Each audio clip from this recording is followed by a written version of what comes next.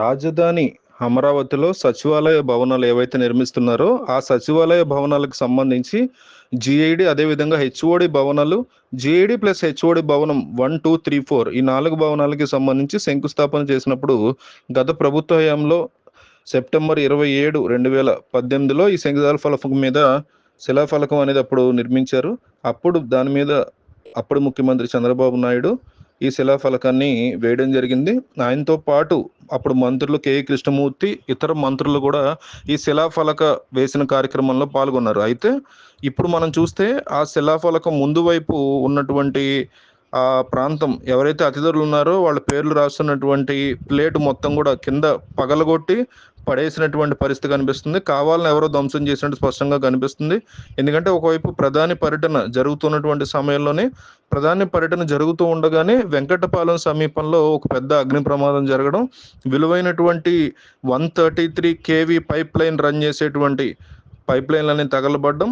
దీంతో 133 KV pipe లైన్లు ఏవైతే నడిపిస్తారో ఎలాంటి వాళ్ళు అవన్నీ తగలబడ్డం, ఆ ప్రోగ్రామ్ డిస్టర్బ్ చేసే ప్రయత్నం అయితే జరిగిందనేటువంటి అనుమానాలు అటు ప్రభుత్వం వ్యక్తం చేస్తుంది. దీనికి సంబంధించి పూర్తి స్థాయి విచారణ కూడా కేంద్ర ప్రభుత్వం చేపట్టింది.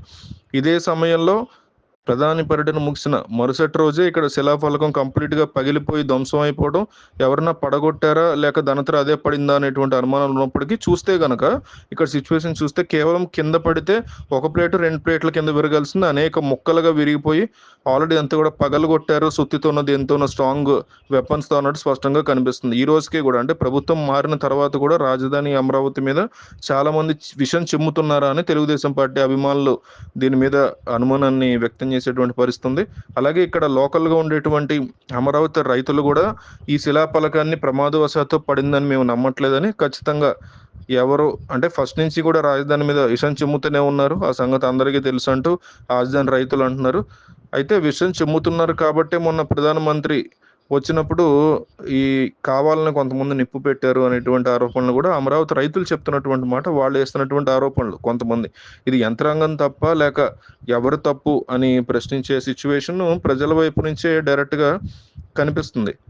సో ఇలాంటివి పునరావృతం కాకుండా ఎందుకు చర్యలు తీసుకోలేకపోతున్నారు అనే క్వశ్చన్స్ అయితే వస్తున్నాయి.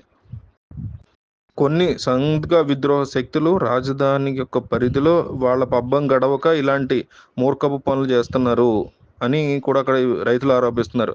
ప్రధానమంత్రి వచ్చిన అదే రోజు తలాపాలెం దగ్గర ఈ పైపులు తగలబెట్టి నల్లటి పొగ వచ్చే విధంగా కావాలని చేశారని, అదేవిధంగా మరుసటి రోజు ఆయన వెళ్ళిపోయిన రోజు కూడా రాయపూడి గ్రామంలో ఈ బ్లేడ్ బ్యాచ్ ఒకటి దిగి హల్చల్ చేశారని, ఈరోజు చూస్తే ఇలాంటి సంఘటనలు జరగడం, ఇదంతా కూడా అమరావతి మీద ఒక రకమైనటువంటి కుట్ర జరుగుతుందని, ఏదైతే సంఘ విద్రోహ శక్తులుగా మారినటువంటి వ్యక్తులు ఉన్నారో వాళ్ళు ఇలాంటి కార్యక్రమాలు చేసి మళ్ళీ రాజధాని అమరావతిలో అలజడులు సృష్టించి వాళ్ళ యొక్క కార్యక్రమాలు చేసుకోవాలి అనే వాళ్ళు అనుకునేది జరిగేలాగా, ఇక్కడ ఏదైతే అనుకున్నారో అవన్నీ జరిగేలాగా వాళ్ళు కావాలని అమరావతి మీద కుట్ర చేస్తున్నారు అని తెలుగుదేశం పార్టీ అభిమానులు తీవ్రమైనటువంటి ఆరోపణలు చేస్తున్నారు.